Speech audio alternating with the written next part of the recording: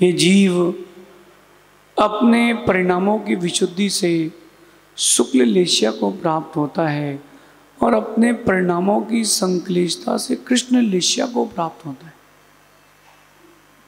हमारा भविष्य हमारे हाथ में है, दूसरों के हाथ में नहीं है। पर हम ये मान बैठते हैं कि हमारा भविष्य दूसरों के हाथ में। आपके परिणामों की कुटिलता और आपके परिणामों की सरलता आपकी भवितव्यता को, भविष्य को बताता है। एक कहानी सुनाता हूं। एक व्यक्ति एक देश से दूसरी देश की ओर जा रहा था और साथ में उसके पास बहुत सारी संपत्ति थी, बहुत सारी संपत्ति थी। उसने निर्णय किया कि धीरे धीरे इस देश से अपने देश पहुंच जाऊंगा, संपत्ति बहुत सारी है। और रास्ते में तूफान आ गया। जब विपत्ति आती है ना, तब परमात्मा दिखते हैं। इसके पहले किसी को परमात्मा गुरुजी नहीं दिखते। जब समय विपरीत आ जाता है तब गुरुजी प्रभु जी दिखते हैं। अरे अच्छे समय में अगर गुरुजी प्रभु जी के पास रहते तो बुरा समय आता ही क्यों। वो भगवान को याद करता है, भगवान भगवान बचा लें, और बोलता है अगर मैं बच गया तो जिस घर में मैं रहता हूँ जितने का वो घर बिकेगा वो पूरा पैसा दान कर दूंगा, मेरी कोठी पूरी दान कर दूंगा उसमें। ठीक है। और क्या उसकी किस्मत बच गया। वो तूफान से उसकी नाव, उसकी जो जहाज थी वो निकल गई। अब वो पहुंचता है अपने नगर। देखना परिणामों की कुटिलता। अब प्रमित सागर जी कैसे वक्र लोग होते हैं। धीरे से घर पहुंचा, उसको याद आया अरे भैया अपन ने तो मान्यता मन्नत मांग ली थी, घर तो बेचना ही पड़ेगा। तो उसने अपने कोठी की कीमत लगाई और साथ में कहा कि इस कोठी के साथ में एक गधा भी लेना पड़ेगा। जो ये बंगला है ये 5 करोड़ का बंगला, कीमत कितनी थी बंगले की? 5 करोड़ की। उसने कहा बंगले की कीमत 1 रुपये और वो जो गधा है उसकी कीमत उसकी 5 करोड़ रुपए। दोनों साथ में ही बिकेंगे। बनी बनाई कोठी, यद्यपि कोठी महंगी थी, फिर भी एक व्यक्ति बोला कोठी की कीमत 1 रुपये और गधे की कीमत कितनी? एक व्यक्ति ने ले ली। कोठी कितने की थी और गधा कितने का था? उसने कोठी कितने की बेची? उसने 1 रुपये दान कर दिए, 5 करोड़ की नई कोठी ले ली। क्या परिणामों की वक्रता, कितने कुटिल परिणाम। परमात्मा के सामने ही परिणाम विकृत हो रहे हैं। जी के जैन साहब, गुरुओं के सामने ही मायाचारी चल रही हो, अब क्या होगा?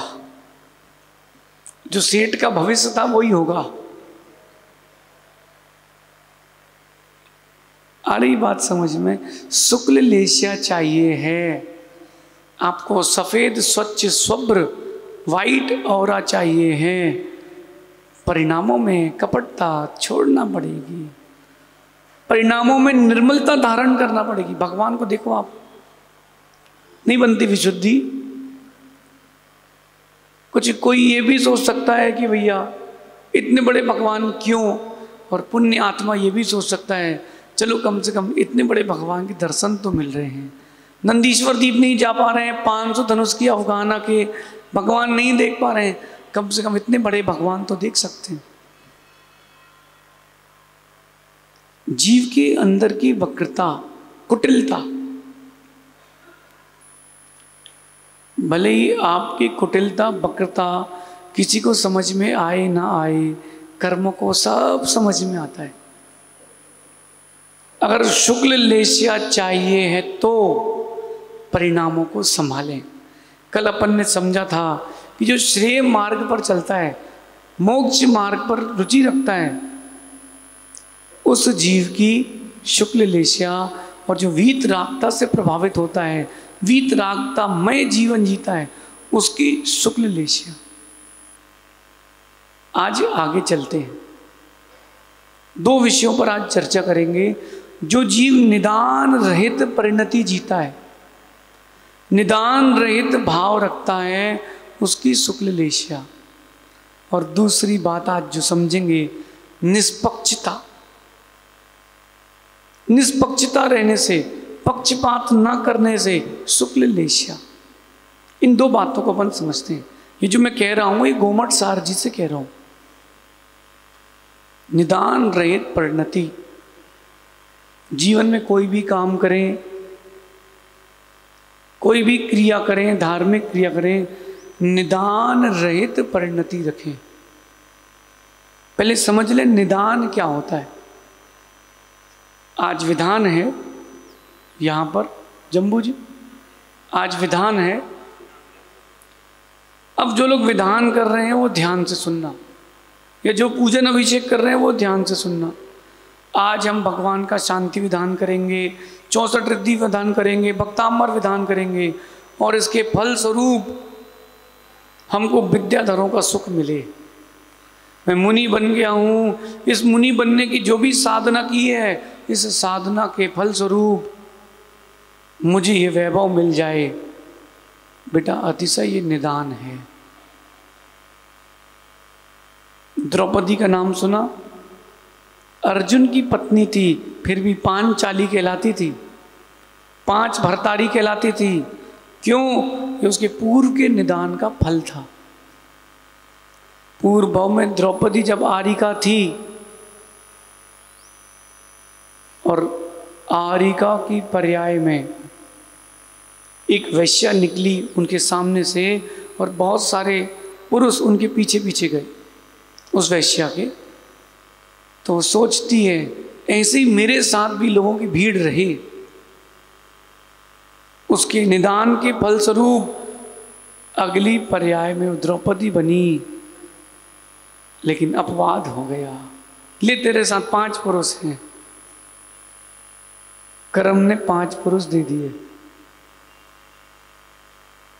रावण पूर्व की पर्याय में मुनिराज था, मुनिराज। उसने निदान किया कि मेरी अगर साधना को कुछ फल हो तो विद्याधरों के जो वैभव है ये मुझे प्राप्त हो। मुनिराज थे, प्रति नारायण बन गया, वैभव तो मिल गया लेकिन दुर्गति हो गई। की हुई साधना का फल ना मांगे। अगर आप छोटा सा भी धार्मिक क्रिया कर रहे हैं, उसका फल मांग रहे हैं, वो निदान है, वहां शुक्ल लेशिया नहीं बनेगी। मांगना भी हो तो प्रशस्त मांगे। दुख कहो कम्मक कहो बोही लाओ, सुगई गमनम समाई मंडम जिन गुण संपत्ति। हे भगवान, मैं आपकी शांति धारा कर रहा हूँ, आज मुझे टेंडर मिल ही जाए, बिल्कुल नहीं। हे भगवान, मैं निरोगी रहूं ताकि आपके दर्शन करता रहूं, मैं निरोगी रहूं ताकि रत्नत्रय का पालन करते रहूं। हे भगवान, मैं निरोगी रहूं ताकि गुरुओं की चर्या कराते रहूं। समाधि हो, हे भगवान मेरा कल्याण हो, ऐसी भावना भाना चाहिए। निदान की परिणति नहीं रखना चाहिए। जिसने निदान की परिणति रखी है, ऐसे जीव के साथ शुक्ल लेशिया कभी नहीं बनती है। और जिसकी शुक्ल लेशिया है, वो बिना कुछ करे भी उस शुक्ल लेशिया के प्रभाव से स्वर्ग जा सकता है। फिर से बोलता हूं, लेशियाओं का संबंध सम्यक दर्शन से है ही नहीं। लेशियाओं का संबंध सम्यक दर्शन से है ही नहीं। लेशियाओं का संबंध कसाय और योग से है। जैसी कसाय, जैसा योग, वैसी लेशिया। मां, आप लोगों की इच्छा है कि समाधि मरण करें? कितने लोगों की इच्छा है? सबकी इच्छा है। अच्छा, आप लोगों की नहीं है? है? कितने लोगों की इच्छा है कि अच्छा समाधि मरण हो? अब फिर से हाथ उठाना, मैं फिर से पूछता हूँ, वो समाधि मरण हो, ऐसे भाव और ऐसी क्रिया कितने लोग कर रहे हैं? नहीं, ऐसा नहीं बोल सकते कोई नहीं कर रहा, हम कर रहे हैं। अपने अपने में खोजो, दूसरे से कहने की जरूरत नहीं है। चाहे घर हो, परिवार हो, समाज हो, व्यापार हो, क्या परिणति चल रही है।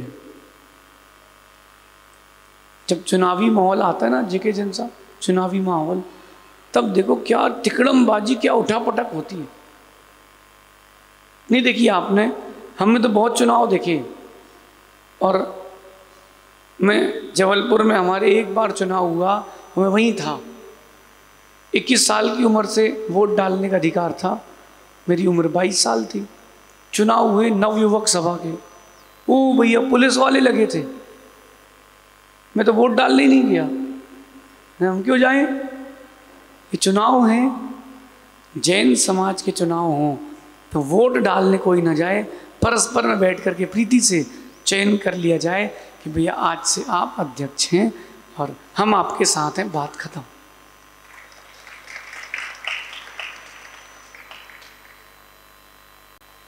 क्या परिणति, निदान।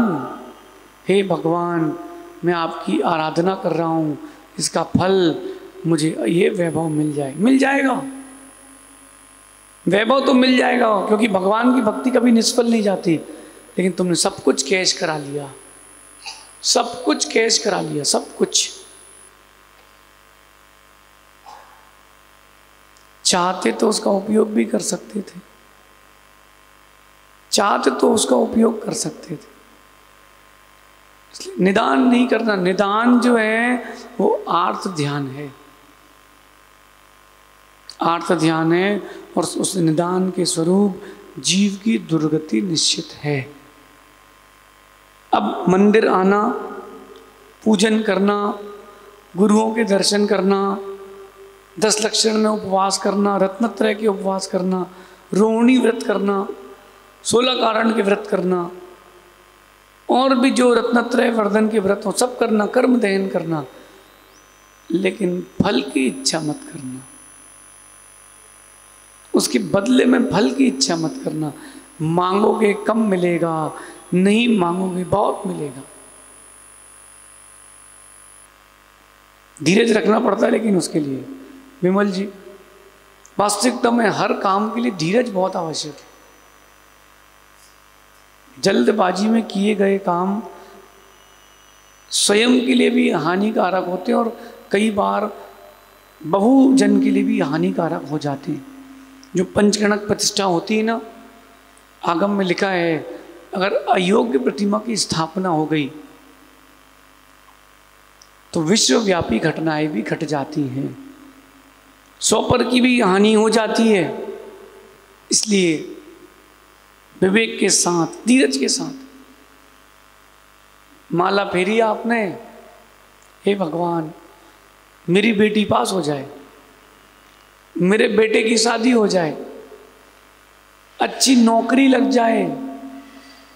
आपने क्या किया? आपने क्या किया? अपनी साधना को कितना छोटा तौल दिया। भगवान 8 कर्मों का 6 दे रहे थे, आपने केवल अंतराय कर्म का 6 मांगा, वो भी छोटा सा, वो भी छोटा सा। बदलें, जो कर रहे हैं क्रिया वो तो करें, उसके पीछे की भावना बदल दें। मांगे नहीं, वरना भगवान बोलते होते तो जरूर बोलते कि 2 भिखारी देखे मैंने अपनी इस जिंदगी में, एक मंदिर के बाहर और एक मंदिर के अंदर। वो बाहर वाला अच्छा है, वो 1 रुपये 2 रुपये में संतुष्ट हो रहा है, वो अंदर वाले को तो करोड़ों चाहिए। नहीं भैया, खुद को समझें, खुद को संभालें। ध्यान रखना, फिर से कह रहा हूं सुरेश जी, जिन वाणी कभी व्यक्तिगत नहीं होती। जिन वाणी जब भी होती है वो सामूहिक होती है। व्यक्तिगत अगर होता है तो वो कसाय है। अगर व्यक्तिगत कभी किसी के लिए बोला जाए तो वो कसाय ही है। ना वो कहने वाला साधु है, ना वो सुनने वाला श्रावक है। जिन वाणी जब भी कही जाती है सामूहिक कही जाती है। इसलिए निदान रहित परिणति रखना, आप सबसे कह रहा हूं, तब शुक्ल लेस्या बनेगी और वो शुक्ल लेस्या आपके लिए ऊंची गति देके जाएगी। देखो आप, बहुत सारे लोग ऐसे होते हैं जिनको कम पुरुषार्थ में बड़ी चीजें मिल जाती हैं, देखा कि नहीं? कभी कभी आपके साथ भी ऐसा होता होगा कि कम पुरुषार्थ में बड़ी चीजें मिल जाती हैं। और कई बार ये होता है, रोहित बहुत पुरुषार्थ कर लिया, बहुत पुरुषार्थ कर लिया, इसके बाद भी चीजें छोटी सी ही मिल रही हैं, बड़ी नहीं मिल रही। ऐसा क्यों हो रहा है? ये तुम्हारे पूर्व की भाई हुई भावनाओं का फल है। शुक्ल लेस्या वाले के लिए सारे द्वार खुले मिलते हैं। सहज सागर जी, शुक्ल लेस्या वाले के लिए सारे द्वार खुले मिलते हैं, चीजें एक से एक आगे से आगे मिलती जाती हैं। लेकिन जिसकी शुक्ल लेस्या नहीं होती, चीजें उसके लिए बंद मिलती हैं। सरलता से चीजें मिल रही हों, समझ लेना तुम्हारे शुभ परिणाम का उदय चल रहा है। इसलिए माँ, बहुत पूजन करते हो आप लोग, विधान करते हो, त्याग तपस्या करते हो, करो, लेकिन मांगो नहीं, मांगो नहीं। एक नौकर, काम करने वाला भृत्य सेठ जी के पास पहुंचता है। सेठ जी हमारी तनख्वाह बढ़ा दीजिए। सेठ जी ने सोचा कि ईमानदार नौकर है, 20 साल से काम कर रहा है, बढ़ा देना चाहिए। तो सेठ जी ने सोचा, पूछ लेते कितनी बढ़ा देना चाहिए, कि तनख्वाह कितनी है? बोले सेठ जी अभी 5,000 है। सेठ जी ने सोचा कि इसकी चलो अब 10,000 कर देते हैं, 20 साल से काम कर रहे हैं, कितने चाहिए? बोले सेठ जी 8,000 से कम तो नहीं लूंगा। सेठ जी ने कहा तथास्तु, ठीक है जा। देखो, मांगा तो कम मिला, नहीं मांगते तो ज्यादा मिलता। एक सामान्य सेठ से मांगोगे तो कम मिलेगा, फिर अपना तो सेठ ही सेठ है, फिर मांगे क्यों? जब कभी कोई बड़ा कार्यक्रम होता है ना, बोली वगैरह होती है, या पंचकर्णक हो, ध्वजारोहण हो, विधान आदि हो, लोग कहते हैं महाराज जी आइए आइए मूल लाए भगवान के पास। हाँ, क्या करना है? बोले महाराज जी भगवान से प्रार्थना कर लो, कार्यक्रम सफल हो जाए। मैंने कहा भैया, मैं भगवान से नमोस्तु किया। मैं कहता हूँ भगवान, जिन शासन की प्रभावना है, जैसा आपको ठीक लगे, अभूतपूर्व हो, जिन शासन की ध्वजा नीचे ना हो, बात खत्म, नमोस्तु की और अपन चलते बने। जो देने वाला भरपूर है तो उससे मांगे क्यों? मांगने से छोटे हो जाते हैं। देखो अभी आप आधा घंटे बाद हम निकलेंगे, ऐसे तो 23 घंटे ऐसे हाथ रहते हैं, और 1 घंटे आधा घंटे हाथ भी मांगने वाले के हमेशा नीचे होते हैं।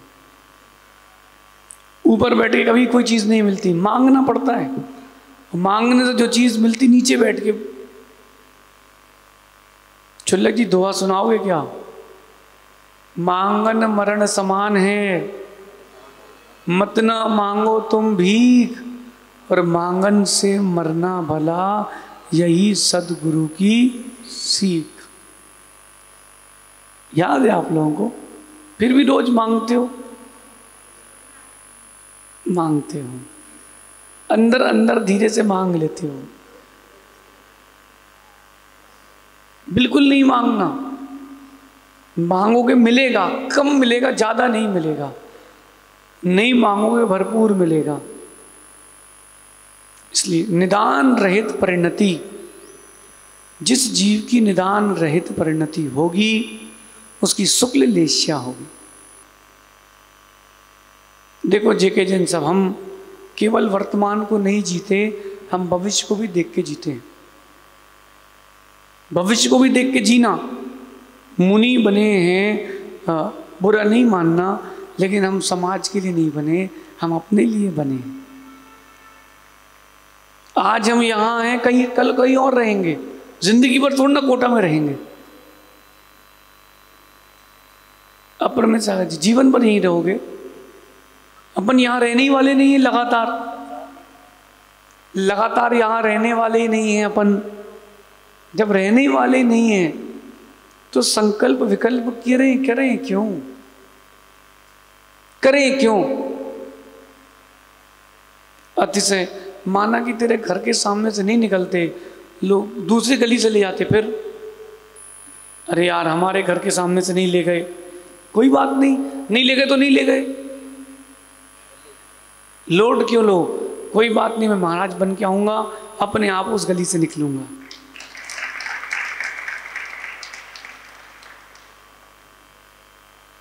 संकल्प विकल्प करने से बड़ी दिक्कत हो जाती है।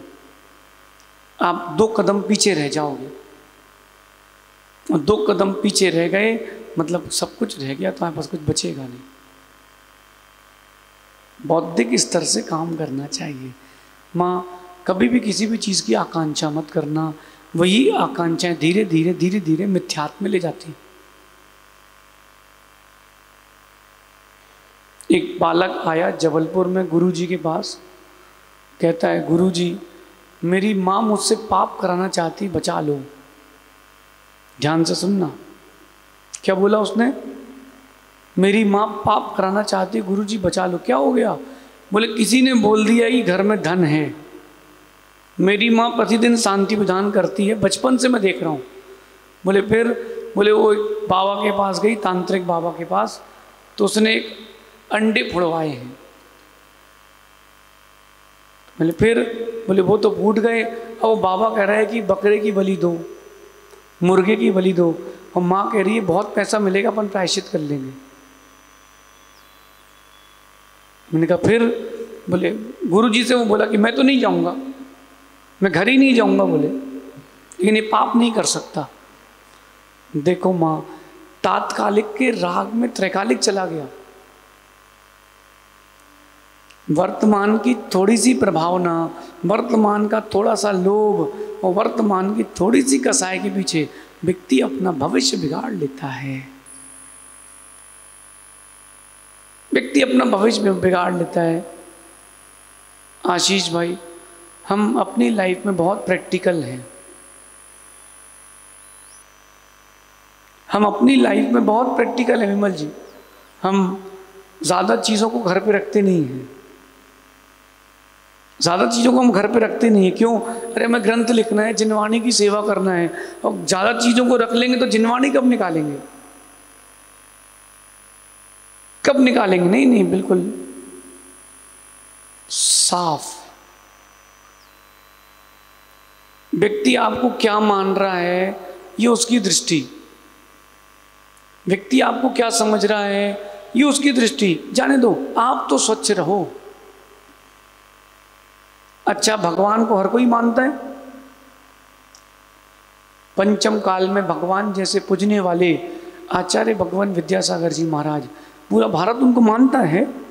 ईमानदारी से कहना, पूरे भारत के लोग मानते हैं।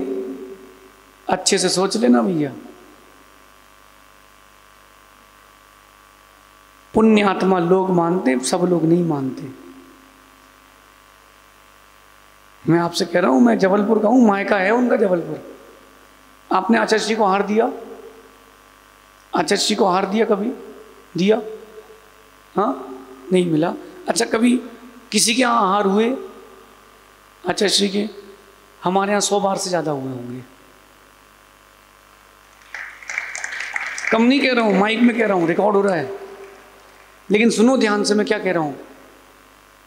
जबलपुर में 1.5 लाख 2 लाख की जैन समाज है।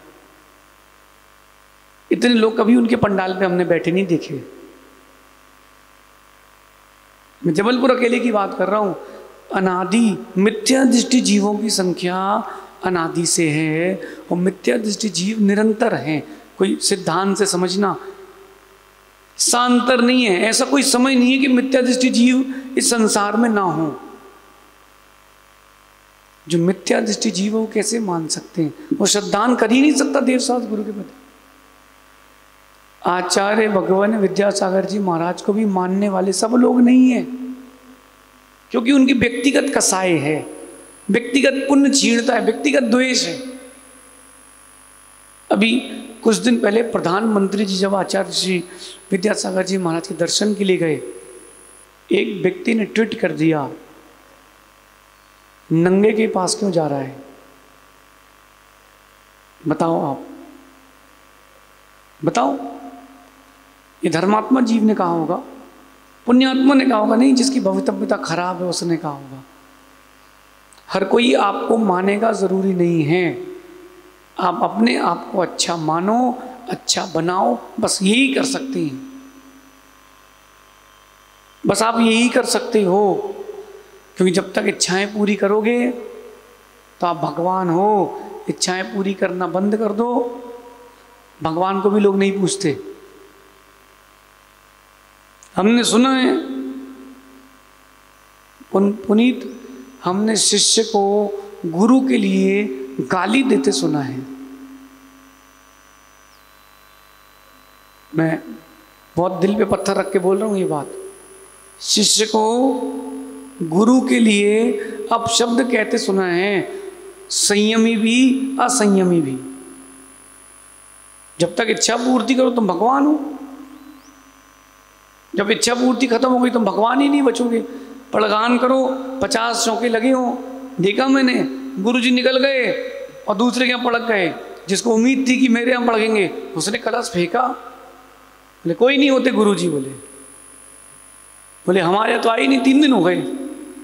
ओहो, तुमने खरीद तोड़ ना लिया है, तुमने श्रद्धा दी है तो क्या खरीद लिया है क्या? होंगे नहीं होंगे जरूरी तोड़ना है।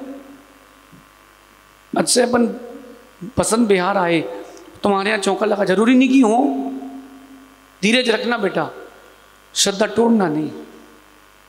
मैंने उस दिन कहा था ना रोहित, भविष्य कुछ भी हो संबंध खराब नहीं करना। निदान की परिणति सब कुछ खत्म कर देगी। धीरज जिसके पास होगा उसके पास निदान नहीं होगा, उसके पास निदान नहीं होगा। कई मंदिरों में मैंने देखा वो उल्टे साथियां बनाते हैं, वेदी के पीछे वेदियों पे धागे बांधे जाते हैं,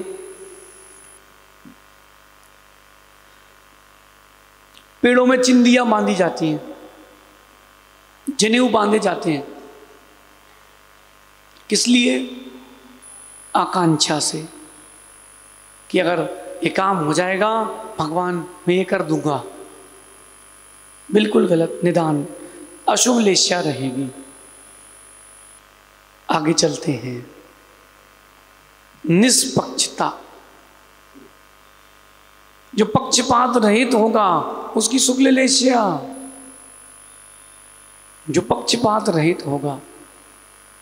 अगर पक्षपात किया है किंचित भी, तुम्हारी लेस्या शुभ नहीं बनेगी। दिगंबर मुनि तो कभी पक्षपात कर ही नहीं सकते। देखो भैया, अपना ये मानना है विमल जी, पेट के साफ रहें अपन। जितनी बीमारी होती है आयुर्वेद कहता है सब पेट से होती है। आपका पेट साफ ना हो, बीमारियों पे बीमारियां, बीमारियों पे बीमारियां होंगी। पेट साफ ना होगा तो, और सुनो, पेट साफ ना हो यानी मन के साफ ना हो, मिथ्यात्व की कसाई की बीमारी लगेगी ही लगेगी। कोई नहीं रोक पाएगा, कोई नहीं रोक पाएगा।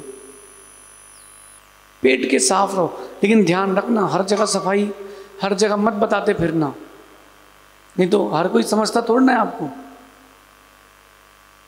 सबसे अपनी बातें भी मत बोल देना, जो आपका अपना हो, हितैषी हो, उससे कहना। विमल जी, जो विषय को समाप्त कर दे उससे अपनी बात रखना चाहिए। जो विषय खींच दे, बिल्कुल नहीं। जो बिखरी हुई चीजों को समेट एक कर दे, वो व्यक्ति निष्पक्ष है। जो बातों को बतंगड़ बना दे वो सपक्ष नहीं, निष्पक्ष नहीं। मुनियों के लिए कहा है आगम में निष्पक्ष रहना चाहिए। अहो श्रावकों, आपको भी निष्पक्ष रहना चाहिए। नमोकार मंत्र आता है आप लोगों को? सुनाओगे? एक साथ सुनाना जरा नमोकार मंत्र। नमो, हाथ जोड़ के सुनाओ अच्छे से, बच्चे थोड़ा ना आप लोग।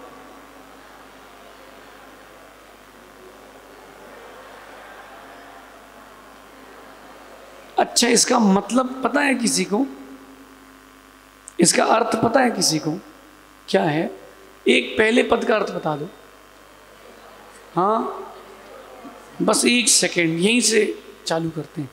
अरिहंत को नमस्कार हो कि अरिहंतों को नमस्कार हो?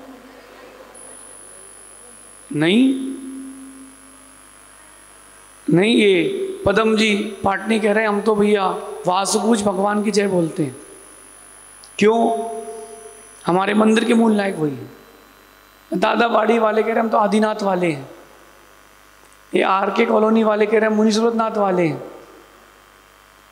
बसंत बिहार वाले कह रहे हैं हम शांतिनाथ वाले हैं। बताओ अब आप बताओ। बोले हम तो भगवान चंद्र प्रभु स्वामी को पूछते हैं, आदिनाथ को नहीं मानते। सही है? नमो अरहंताड़म का मतलब क्या होता है? अरिहंतों के लिए कि अरहंत के लिए नमस्कार? पक्का? फिर जब पूजन करने आओगे ना तो 24 भगवान का अर्घ्य भी चढ़ाना, केवल आदिनाथ भगवान को ही मत देखते रहना। समझना, माना कि किसी ने सुमतिनाथ भगवान रखे यहाँ पर स्थापित किए, या नीचे भगवान पारसनाथ की स्थापना की, सारी वेदिका के दर्शन के पहले वहाँ ये हमारे भगवान है, ये निष्पक्षता नहीं है। भगवान की स्थापना आपने की है, आपको पुण्य मिलेगा, निश्चित मिलेगा, लेकिन निष्पक्ष रहना। 24 भगवान आपके हैं, जितने भगवान मंदिर में रखे सब आपके हैं। आजकल तो सिस्टम बदल गया प्रमेश सागर जी, लोग नमस्कार भी करते हैं ना तो प्रशस्ति देख के करते हैं। कौन से महाराज की प्रतिष्ठित है? अच्छा, नहीं इसको नमस्कार नहीं करें, दूसरी लो भैया, तुमको वीतरागता नहीं दिख रही, प्रशस्ति दिख रही है। हाँ, इसका मतलब तुम्हारी निष्पक्षता नहीं है। मां नमो अरहंताड़म, निष्पक्ष होगा तो 24 भगवान को मानेगा। देखो, एक न एक भगवान के प्रति विशेष अनुराग रहता है अपना अपना अनुराग, लेकिन रहे 24 भगवानों से द्वेष ना हो जाए, सामान्य अरिहंतों से भी द्वेष ना हो जाए। अरिहंत का मतलब ये नहीं होता कि आदिनाथ, कि शांतिनाथ, की महावीर स्वामी, जो 4 घातिया कर्मों का नाश कर चुके, वो अरिहंत। इसलिए नमोकार मंत्र महामंत्र है, उसमें कोई भेदभाव नहीं है। अरिहंत। दूसरा पद क्या है? नमो सिद्धाणम, सिद्धों को नमस्कार। कौन से? अरे जो उपसर्ग केवली हुए हम तो उनको ही नमस्कार करेंगे भैया, जो उपसर्ग करके सिद्ध बने हैं, बाकियों को नहीं। उन्होंने क्या कुछ सहन ही नहीं किया?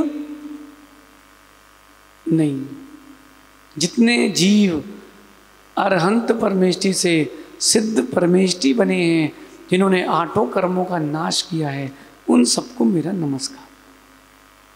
एक नहीं, सब। निष्पक्षता की बात चल रही है, आगे चलें। नमो, इसका मतलब क्या है? आचार्य परमेष्टि को नमस्कार हो कि आचार्य परमेष्टियों को नमस्कार? आचार्यों के लिए नमस्कार। नमो ओध्यायाणम, उपाध्याय के लिए नमस्कार हो कि उपाध्यायों के लिए नमस्कार हो।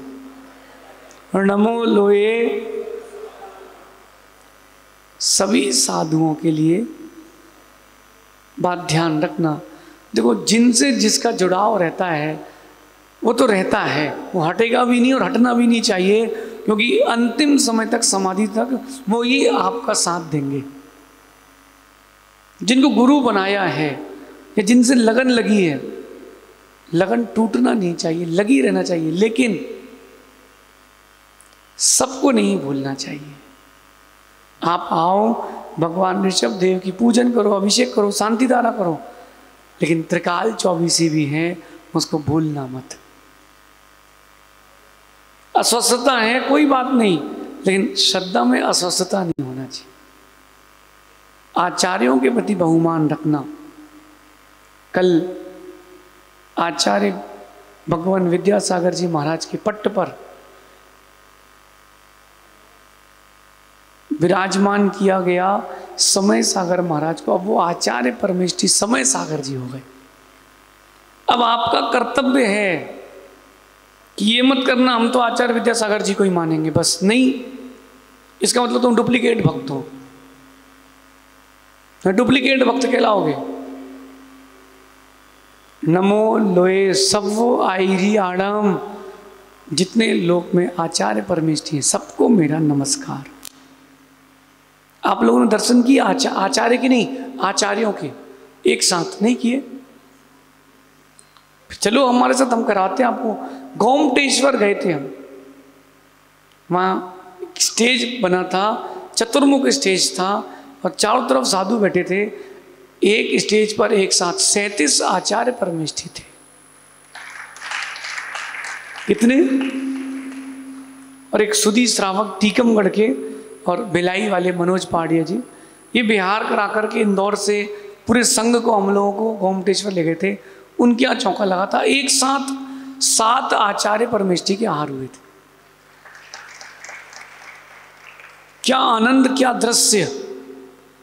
और दोपहर के स्वाध्याय में 17-18 आचार्य परमेष्ठी गुरु जी के कक्ष में, और स्वाध्याय चल रहा है, सब अपने तर्क दे रहे हैं, अपनी व्याख्या कर रहे हैं। क्या सुंदर लगता था। गुरु जी तो हमारे आचार्य विशुद्ध सागर जी थे, हैं, रहेंगे, लेकिन 3 कम 9 कोटि महामुनिराज भी अपने ही गुरु हैं। इसमें निष्पक्षता रखना, इसमें निष्पक्षता रखना, तब आपकी बनेगी शुक्ल लेशिया। और केवल इतनी ही नहीं, केवल इतना ही नहीं, ये धर्म अकेले में मत लगाना, व्यापार में भी लगाना और अपनी सामाजिक क्रियाओं में भी लगाना, निष्पक्ष। आपने शांति धारा की बोली ली, कोई गरीब भी आके हाथ लगा ले, बोलना भैया आओ भैया। क्यों? शांति धारा की बोली अगर ली है आपने, तो उससे शांति धारा थोड़ी ना हो गई, वो तो शांति धारण करने से शांति धारा होगी। कि तुमने बोली ली क्या, चलो हटो, नहीं नहीं। निष्पक्षता, निष्पक्षता, जैसे गाय रखती निष्पक्षता। माँ, मेहमान आ जाए घर पे, मेहमान आ जाए, अगर चौका लगा आपके यहाँ, महाराज के आहार हुए और 2, 4, 5 और भी लोग बाहर के थे, तो ये मत बोलना भोजनशाला ले जाओ। क्या परिणति हो गई अपरमित सागर जी आजकल जीवों की। भैया भोजनशाला ले जाओ, भैया वहाँ दादाबाड़ी में भोजनशाला खुली, वहाँ ले जाओ। नहीं, अतिथि तुम्हारे घर आए हैं, भोजनशाला क्यों ले जाओ, हम घर पे कराएंगे। समाज का कर्तव्य है वो अपनी व्यवस्था करे, लेकिन आपका कर्तव्य है अतिथि घर से खाली ना जाए। निष्पक्षता।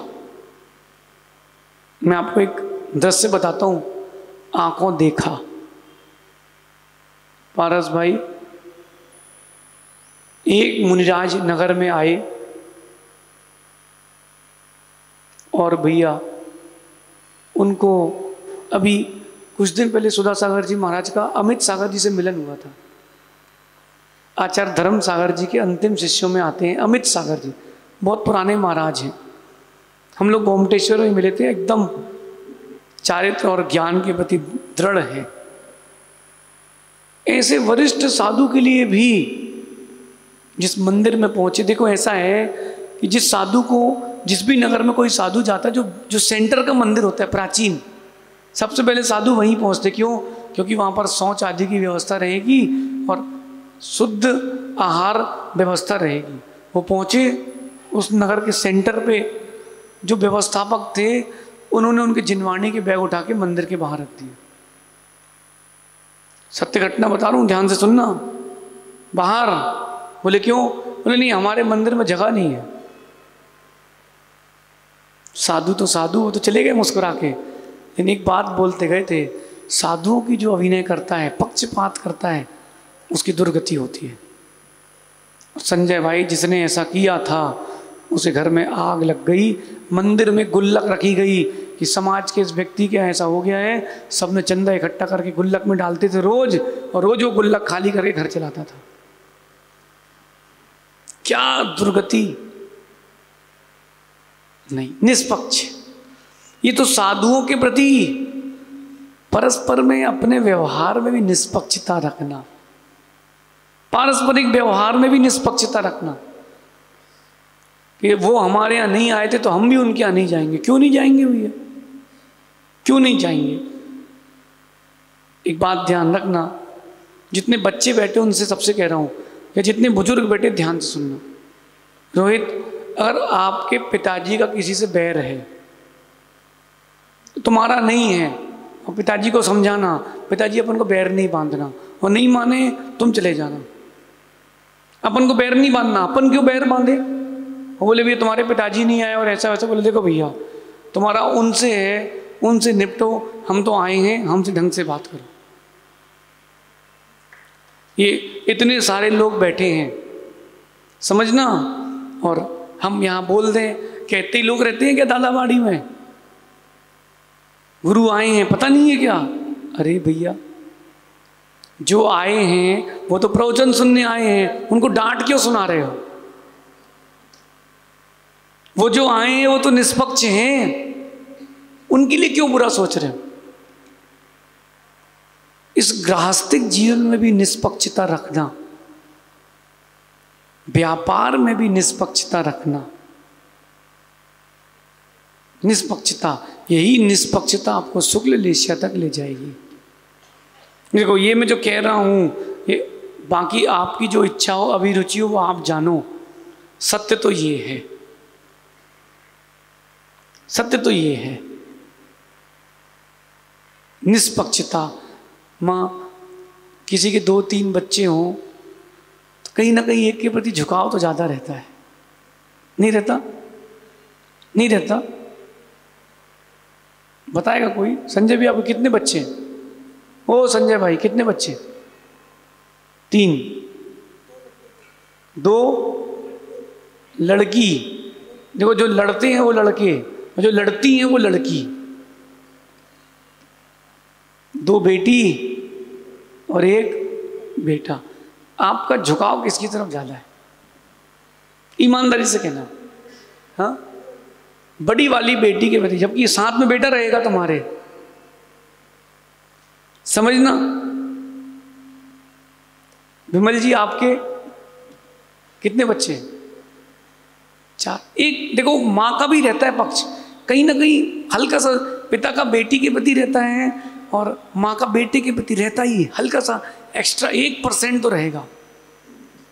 उसके लिए धीरे से अलग से वो पूड़ी, फल, पेड़ा अलग से निकाल के रखी, क्यों? ये इसको खिलाऊंगी। माँ, ऐसा होता कि नहीं? नहीं होता? ये कोई मायाचारी नहीं है, ये उसके प्रति अनुराग अधिक है। आप रखो, उसके लिए 2 रखो, लेकिन बाकी लोगों के लिए भी रखो। निष्पक्ष रहना चाहिए। नहीं तो संजय भैया बड़ी बेटे के लिए सब कुछ, और छोटी बेटी को पूछ नहीं रहे। ऐसा नहीं, ऐसा नहीं, निष्पक्ष। हाँ, वो तो देखो पहले हुई इसीलिए नहीं, छोटे बेटे या छोटे बेटी के प्रति भी अनुराग रहता है। ये पूर्व भाव का है, इस भाव का नहीं है। इस भाव का नहीं, पूर्व भाव का है। अब एक बात और ध्यान रखना, हम तो कोटा, ये मान लो आपकी पहली बार ही आए हैं, क्योंकि इसके पहले जब भी आए गुरुजी के साथ तो आए और गए हैं। हम तो आप लोगों को जानते ही नहीं हैं, और ना हमारा कोई लेना देना है, न व्यक्ति से, ना वस्तु से, ना मंदिर से, क्योंकि हमको पता है अपन को यहाँ रहना नहीं है। हम आए हैं, दर्शन करेंगे, बढ़िया आहार करेंगे और चले जाएंगे। अरे कहीं चातुर्मास भी हो तो 4 महीने से ज़्यादा नहीं रुकेंगे। इसके बाद अपने आगे रास्ता पकड़ लेंगे, क्यों? लेकिन साधु का कर्तव्य है कि वो भी श्रावक में भेदभाव ना करे, वो भी निष्पक्ष रहे, वो भी निष्पक्ष रहे। अगर बिमल जी कह रहे हैं कि हमारे गुरु आचार्य विमर्श सागर जी हैं, तो उनको डबल आशीर्वाद देना चाहिए कि कितना निष्पक्ष व्यक्ति है, आपकी सेवा कर रहा है, लेकिन छाती ठोक के कह रहा है कि हमारे गुरु तो यही है। आपकी सेवा में कमी तो नहीं कर रहे ना, क्या दिक्कत है? ये निष्पक्षता है, ये निष्पक्षता है। देखो, अपने जीवन में किसी न किसी को गुरु जरूर बना के रखना चाहिए, और गुरु बनाए हैं तो बदलना नहीं चाहिए। जब तक गुरु की पर्याय हैं तब तक गुरु बदलना नहीं। गुरु की समाधि के बाद दूसरे गुरु जरूर बना लेना, बिना गुरु के जीवन मत जीना। आपको बताऊं, आरिका विज्ञानमती माता जी, आरिका विज्ञानमती माता जी, नाम सुना? उन्होंने दीक्षा ली थी आचार्य कल्प विवेक सागर जी से, ली थी, सबको पता है। उनके गुरु जी की समाधि के पश्चात उन्होंने आचार्य भगवान विद्यासागर जी महाराज को गुरु बनाया। बिल्कुल सही किया, बिना गुरु के जीवन जीना ही नहीं चाहिए। ऐसे ही आपने जिन जिन को गुरु बनाया है, मरते दम तक गुरु बदलना नहीं। तुमने गुरु बदले हैं, कोई तुम्हारी कीमत नहीं करेगा। सिवनी में आपके गुरु भाई रहते हैं विमल जी, अभय भैया रहते हैं, आचार्य विमर्श सागर जी के अनन्य भक्त हैं। और सिवनी के चातुर्मास में मैंने अपनी पिछी उनको ही दी थी। मैं चाहता तो दूसरे को भी दे सकता था, लेकिन वो अपने गुरु के प्रति समर्पित हैं और हमारे प्रति भी समर्पित हैं। गुरु के प्रति समर्पित का मतलब समझते आप? गुरु पूर्णिमा थी चातुर्मास की, वो मुझसे बोले बताओ महाराज जी मैं क्या करूं, नगर में आप हो और गुरु जी वहाँ हैं। मैंने कहा आपको आशीर्वाद है, आप पहले गुरु जी के पास होके आओ, फिर लौट के आना। जिस दिन आओगे उस दिन यहाँ भी गुरु पूर्णिमा मना लेना। क्यों? क्योंकि तुम निष्पक्ष हो, न साधु भेदभाव करे, न श्रावक भेदभाव करे, सामान्य चीजों में भी ना करे। सुनो, फिर से कह रहा हूं, वहां सहेली बाजू में बैठ जाए अगर पूजन करने वाली, तो अपनी द्रव्य की थाली खिसका दी, तुम्हें कुछ लगे तो ले लेना, और कोई और आ रहा जाए तो भैया अपनी अपनी थाली का उठाओ। ये क्या? जो व्यवहार उसके साथ है वही व्यवहार सबके साथ, निष्पक्षता, तब जाके बनेगी शुभ लेस्या। सुन ले बेटा, अतिशय सुन रहा नहीं सुन रहा? नहीं तो एक गुरु जी के चक्कर में दूसरे गुरु जी की अभिनय नहीं करना। और ये कोटा के श्रावक बहुत अच्छे हैं, ये नमो लोए सब साउडम वाले हैं। अभी तक हम जिस भी कॉलोनी में गए हैं, हमें कहीं नहीं लगा कि किसी ने भेदभाव किया। इतनी सारी कॉलोनी घुमाए हम, किसी में नहीं लगा हमें कि कोई भेदभाव किया। बोलो अपर में से कहीं लगा आपको कि किसी श्रावक ने सेवा नहीं की हो? नहीं, हमें तो कहीं नहीं लगा, हमें तो कहीं नहीं लगा। इसलिए निष्पक्ष, व्यक्तिगत नहीं, सबके बन के रहना। मेरा तो ये मानना है, जैसे श्रावक होता है ना, श्रावक उसको तो बिन पैंदी का लोटा होना चाहिए। हाँ, ध्यान से सुनना, मतलब जहां नगर में महाराज मिल जाए वहीं लुढ़क जाओ, अपनी सेवा करो, और वो गए अब अपने में लग जाओ। सेवा करना आपका कर्तव्य है। बाकी मैं फिर से कह रहा हूं, अगर आप कहीं जाते हो बेटा सौरभ, और आपने उनसे बोला कि हम आदित्य सागर जी के पास से आए हैं, वो आशीर्वाद ना भी दें तो भी तुमको सेवा करना चाहिए। भगवान को नमोस्तु करो जरा। भगवान ने हाथ उठा के आशीर्वाद दिया? नहीं दिया। बताओ काय को आते हो भगवान के पास? अरे भगवान ने हाथ उठा के आशीर्वाद नहीं भी दिया, लेकिन भगवान का आशीर्वाद तुम्हारे ऊपर जरूर है। अपना कर्तव्य का निर्वहन करना, अपने कर्तव्य का निर्वहन करना, तब बनेगी शुक्ल लेस्या। मां भेदभाव नहीं करना, ना बच्चों में, ना पड़ोसी में, ना सहेली में। नहीं तो एक कोई कार्यक्रम हो और आपकी सहेली फ़ोन कराए, कल यार वो महाराज की आगवानी है, दीपावली है, तो लाल साड़ी का ड्रेस कोड है, देना जरा अपनी। हाँ हाँ मैं भेजती हूँ, बेटे के हाथ से भेज दिए। और जिसको पहचानते नहीं हो, जिससे ज़्यादा संबंध नहीं हो, नहीं नहीं मेरे पास है ही नहीं, प्रेस में गई है, चूहे ने कुतर ली है, करते कि नहीं? सपक्ष कि निष्पक्ष विचार करना। गुरुजी ने बोला अपरमेश सागर जी ब्रह्मचारी जी से, जाओ सहज सागर जी को हार कराने जाना है। हम नहीं जाएंगे छोटे छोटे महाराजों के पास। छुल्लक जी को हार कराने जाना है, श्लोक नहीं, हम छुल्लक उल्लक जी के पास नहीं जाएंगे। नहीं बेटा, कभी मन में भावना मत लाना, कभी मन में भावना मत लाना। जरूरी नहीं है कि मुनराज को आहार देने वाले की निर्जरा ज्यादा हो, छुल्लक जी को विशुद्धि पूर्वक आहार दे रहा है, उसकी निर्जरा भी अधिक हो सकती है।